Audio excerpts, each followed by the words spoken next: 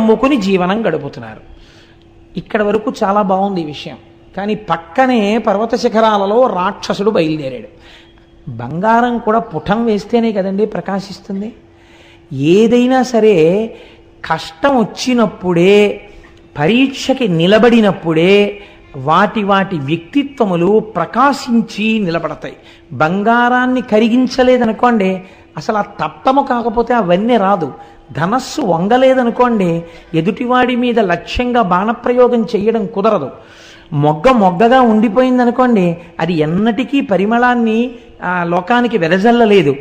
ఒక్కొక్క వస్తువు కష్టమునకు లోనైనప్పుడు మాత్రమే, ఇనుము అగ్నిహోత్రంతో పాటు కలిసి కాలిందనుకోండి, ఒంగి కిటికీగా మీకు పనికొస్తుంది. ఒక్కొక్క వస్తువు పరీక్షకి లొంగి తట్టుకున్నప్పుడే దాని యొక్క గొప్పతనం ప్రకాశిస్తుంది. కాబట్టి ఈశ్వరుడు ఆ కుటుంబాన్ని ప్రకాశింప చెయ్యాలనుకున్నాడు.